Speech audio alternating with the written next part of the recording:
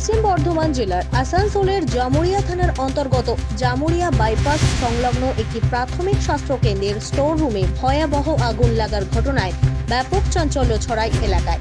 কিছুক্ষণ আগে আমার কাছে একটা এখান থেকে ফোন এলো যে আমাদের সাব সেন্টার যেটা আছে জামুরিয়া বাইপাসে ওখানে একটা আগুন লেগেছে।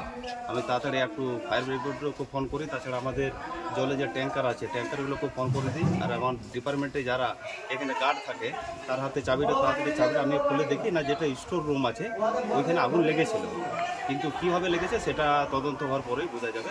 এখন মোটামুটি আগুন নিয়ন্ত্রণে চলে এসেছে, মোটামুটি নেমে গেছে। কি মনে হচ্ছে, কি কারণটা এখন কিছু বলতে পারবো না, যেহেতু পুড়ে ছাই হয়ে যায় স্টোর রুমে থাকা সমস্ত ওষুধপত্র বলে জানা গিয়েছে স্থানীয়দের কাছ থেকে। স্থানীয় বাসিন্দা ও দমকলের সাহায্যে আগুন নিয়ন্ত্রণে আসে। জানা গেছে আজ বিকেল 3টে নাগাদ হঠাৎ করে স্থানীয় ছেলেরা ওই স্বাস্থ্য কেন্দ্রের স্টোর রুম থেকে আগুন বেরোতে দেখে। তড়িঘড়ি স্থানীয়দের খবর দেয়। স্থানীয়রা আগুন নেভানোর কাজে হাত লাগায়।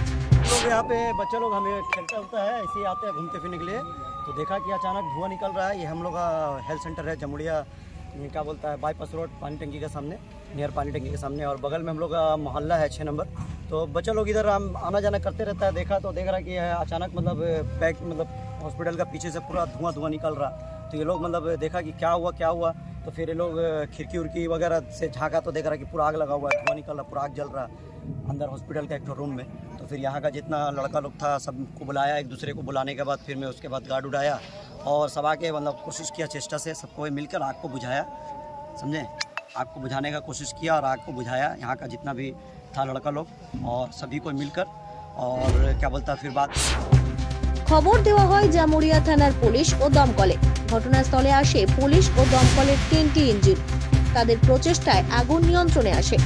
ততক্ষণে স্টোর রুমে থাকা সমস্ত ওষুধ পুড়ে ছাই হয়ে যায়। ঘটনাস্থলে আসেন বড় চেয়ারম্যান শেখ সন্দার। তবে কী কারণে আগুন লেগেছে তা এখনো স্পষ্টভাবে জানা যায়নি। আসানসোল থেকে প্রকাশ দাসের রিপোর্ট, জেলার বার্তা।